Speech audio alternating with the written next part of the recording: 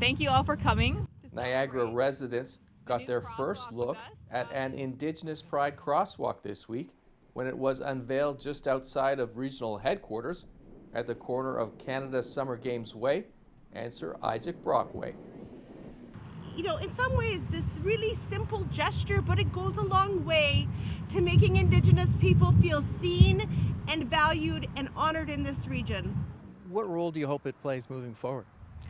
We hope that it is a symbol to show the importance of Indigenous people, their history, their current place in our society today. And as Dr. Robin Bourgeois said in her remarks, that as people walk by it, especially Indigenous people, that they can feel themselves as part of the community and that we recognize them as really crucial, important people here. What's the process for installing a design like this over pavement? So this one is quite an intricate design. So what the company does to begin with, and Alman Equipment is the contractor that we went with for the installation. They first have to strip off the previous crosswalk. So they come out, they generally do the work at night, so it's not as disruptive for traffic. So they come and they strip off as much of the other crosswalk as possible. And then, as much as weather permits, they have to have a clear weather day. Can't have any rain while they're installing it or it will mess up the paint.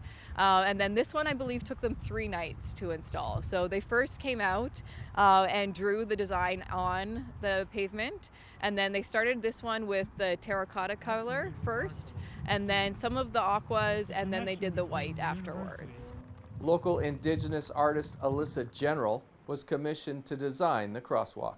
It actually looks extremely true to the design that I created. So I'm incredibly impressed with the execution from the team that did the painting and the color scheme and everything, because I knew that was going to be might have been like a technical glitch to get the right colors, but everything is true to the vibrancy of the original piece. So I'm extremely happy. How do you think this will be received by the Indigenous community? I hope it's received well. I've talked with a few in the community, and once I even showed the design a little bit just to be this is what I'm thinking of.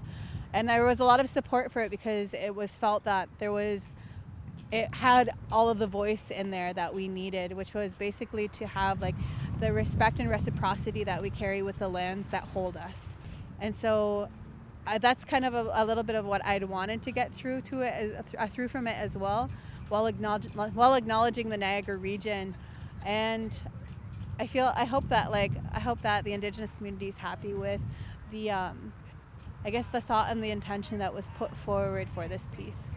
In Niagara, you're watching The Source on your TV. Knowledge is